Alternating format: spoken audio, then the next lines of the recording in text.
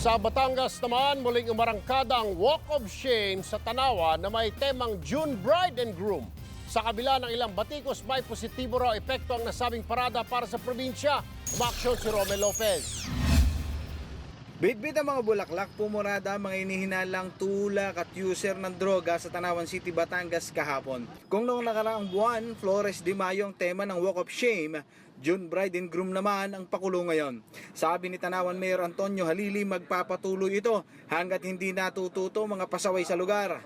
Sino namang iba na involved pa sa ganyan, sana iwasan na nila dahil baka ayaw nilang mapahiya. At least ito, dissemination ng information para makilala ng mga kababayan ko yung mga dapat na iwasan ng kanilang mga kamag-anak. Agad naman dumating sa Tanawan City kanina mga kinatawan ng Commission on Human Rights para kunan ng pahayag ang mga sospek.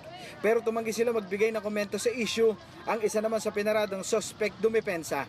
Pagdating po namin dyan sa loob po ng station nila, hinubaran po, tingnan po yung namin, hinubuan po.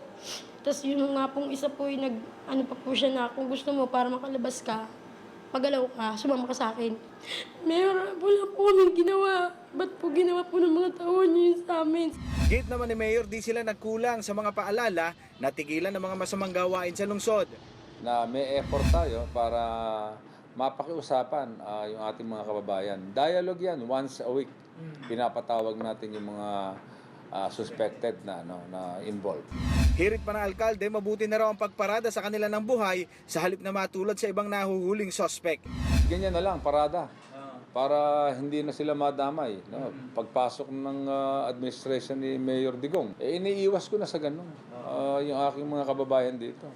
Bagamat may ilang di pabor sa nasabing sistema, positibo naman daw ang naging epekto nito sa lungsod. Kasi you can only be attractive to investors kung tahimik yung bayan mo. Nagbibigay din daw ang Tanawan LGU ng livelihood assistance para sa mga nagbabagong pusher. Umaaksyon, Romel Lopez, News 5. Be sure to come back. Use 5 everywhere. Copyright 2016.